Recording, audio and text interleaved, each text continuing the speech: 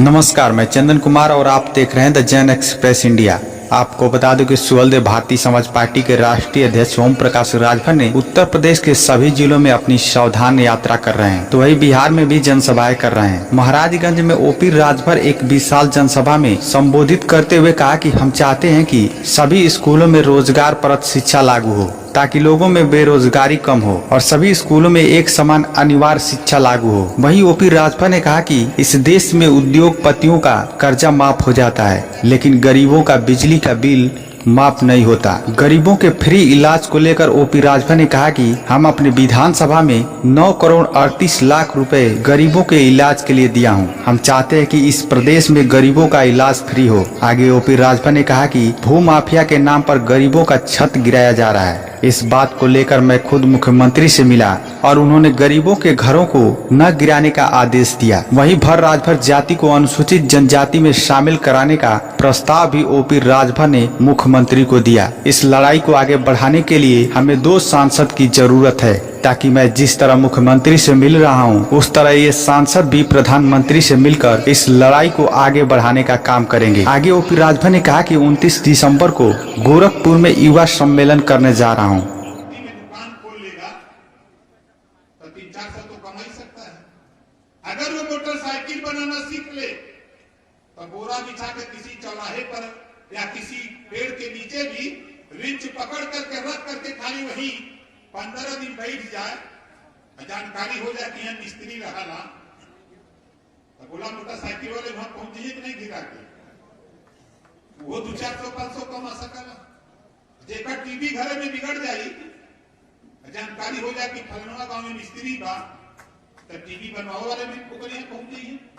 तो मकसद मेरा कहने का रोजगार परक शिक्षा, रोजगार परक शिक्षा के लिए हम कानून बनाना चाहते हैं। एक समान अनिवार्य फ्री शिक्षा के लिए कानून बनाना चाहते हैं। और आप यहाँ इतने लोग हो, आप बताओ कितने लोग बिजली के बिल से परेशान हो, जरा हाथ उठाओ। ये नेता लोग नहीं परेशान है ना? आप सोच लो, बिजली का बिल खाली हम हैं कि अपने माफ करवावे के, हम सबकर माफ करावे के। ये देश में रुपए की कमी नहीं है। 1 लाख करोड़ रुपया, अभी 1 लाख करोड़ रुपया RBI reserve bank of India से लोन लेने वाले बड़े बड़े उद्योगपति, उनका कर्जा माफ हो गया। हमारा पैसा, हम कपड़ा खरीदते हैं, तेल खरीदते हैं, साबुन खरीदते हैं, हम बीड़ी पीते हैं, कुछ भी खरीदते हैं बाजार से, उस पर टैक्स लगता है। वो पैसा RBI reserve bank of India में धीरे धीरे जाके जमा होता है। वही पैसा उद्योगपति लोन लेता है तो उनका कर्जा माफ हो जाता है। हमारे पैसे से बिजली खरीदी जाती है हमें इस्तेमाल करने के लिए। अगर हम बिल नहीं दे सकते तो घरेलू बिजली का बिल भी प्रदेश में माफ होना चाहिए। ये कानून प्रदेश में बनना चाहिए। बोलो सही है कि गलत है? सही है। अब देखो हमारे विधायक जी बैठे हैं, 7 महीना में लगभग 2 करोड़ रुपया ये दे चुके इलाज के लिए। कोई गरीब बीमार हुआ, ऑपरेशन कराना हुआ, ये अपनी कलम से अपनी विधानसभा में लगभग 2 करोड़ रुपया दे चुके। हम भी विधायक हैं, हम लगभग पौने 6 साल, दूसरा सत्र हमको 5 साल और 7 महीना हो गया। 9 करोड़ 38 लाख रुपया 2000 वाली जो लड़की नोटिया बा, देख ले है नहीं? देख ले तो होगा खरे, भले न हो भले। 2000 वाली लड़की नोट डीसीएम पर लदवा ना, तब वो बच जाए।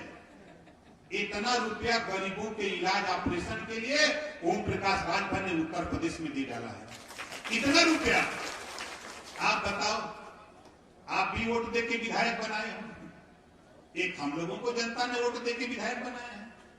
क्या किसी विधायक ने आपको कभी 500 रुपया इलाज के लिए दिलवाया? बोलो दिलवाया?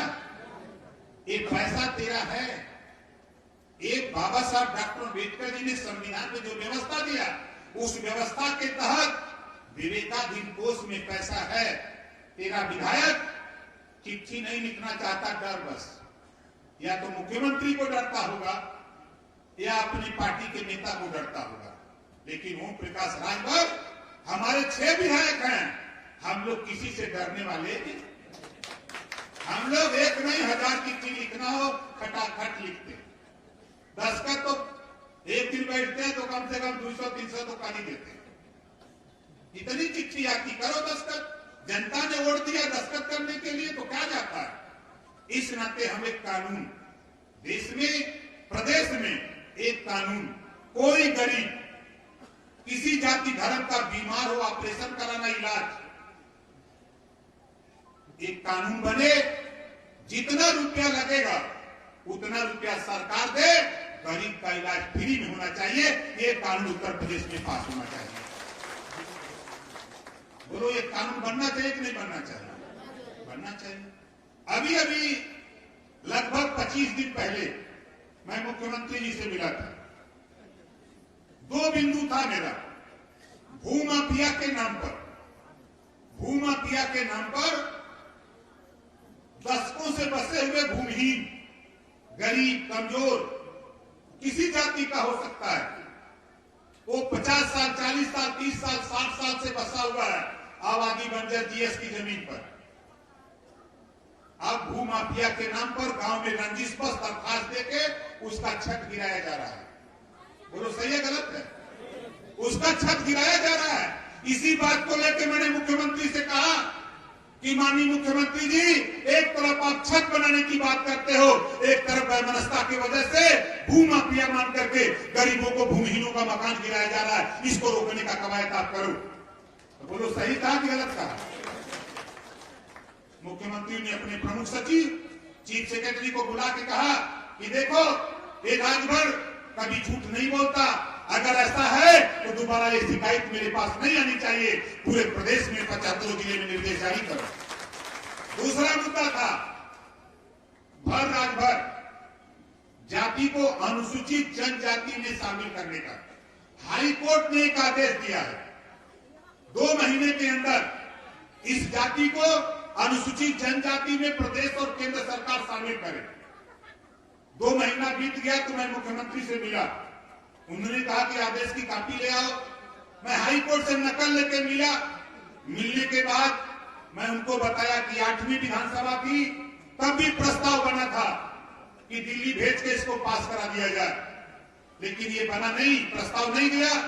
तो मुख्यमंत्री जी ने कहा, जब मैंने नकल ले आया और फाइल लेकर उनसे मिला आज के 20-22 दिन पहले, तो उन्होंने कहा कि ये फाइल, यहां से प्रस्ताव अनुसूचित जनजाति में शामिल करने का हम दिल्ली भेज देते हैं। आप भी मेहनत करो, हम भी मेहनत करेंगे, एसटी में इनको शामिल कर दिया जाएगा। आप बताओ ये काम अच्छा है कि बुरा है?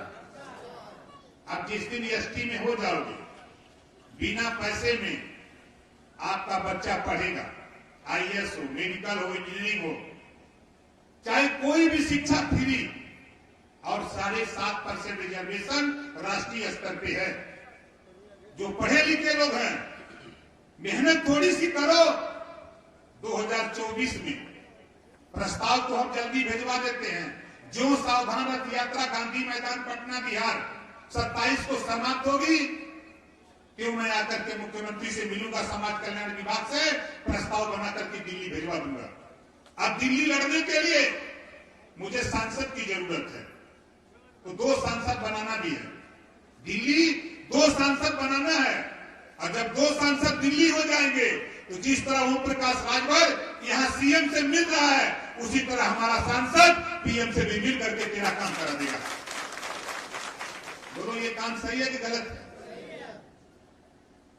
इस काम को कराने में थोड़ी मेहनत आपको करनी पड़ेगी।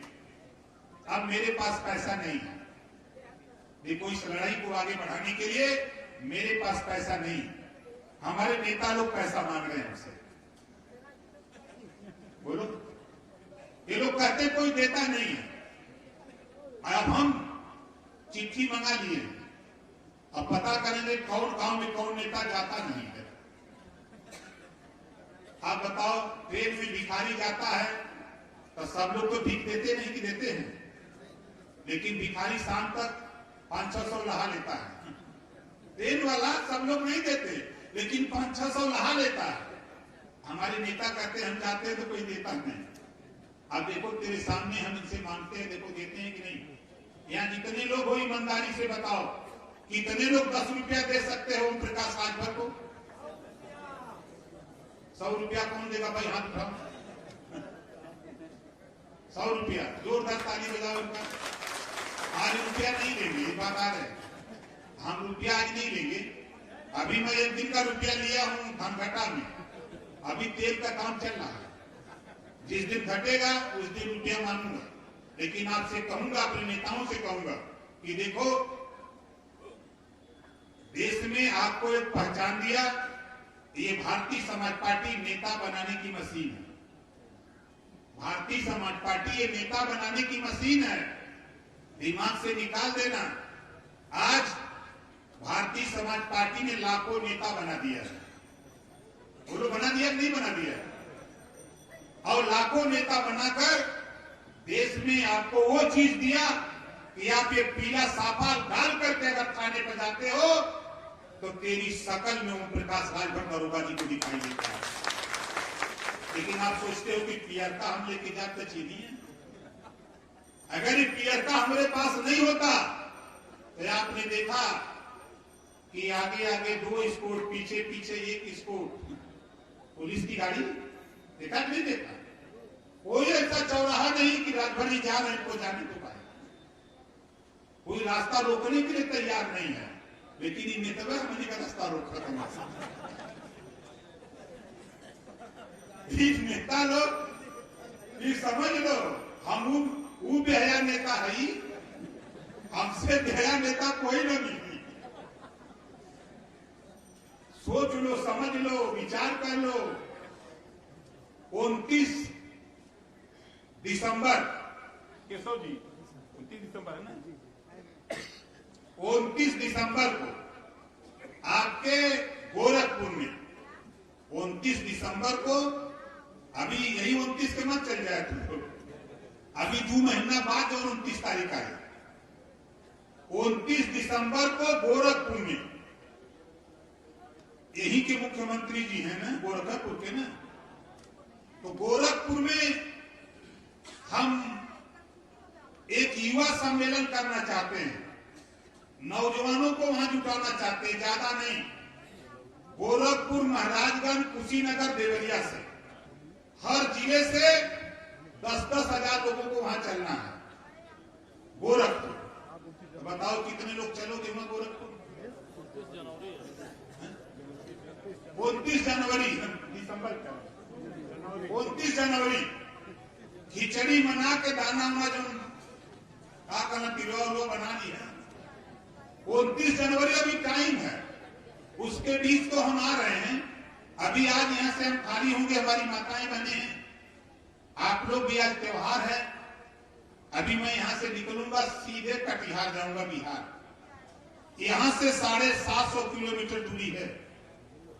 मंच सज रहा है, अभी हम लोग बैठ के देख रहे थे, वहां मंच बन रहा है कटिहार में, और ओम प्रकाश राजभर का इंतजार हो रहा है।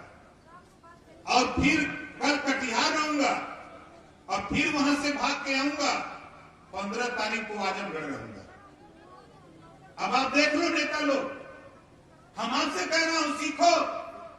आज महाराजगंज, कल कटिहार, 15 को महाराजगंज, 16 को चंदौली, 17 को जौनपुर, 18 को मऊ, 19 को गाजीपुर, 20 को गाजीपुर, 21 को बलिया, 22 को बिहार कूच कर जाऊंगा। हम किसके लिए लड़ रहे हैं? आप ही लोगों के लिए ना। और हमारे नेता लोग आपस में लड़ रहे हैं। ये लोग का एक में हाथ गोड़ बांध के ठीक कर देवे के, अगर ये लोग काटे से न रहे, ये लोग का दवाई हम बना के लिए आए बनारस से, बीएचयू से बनवा के ले आते हैं, तो हम ये लोग को समझाते हैं। ठीक,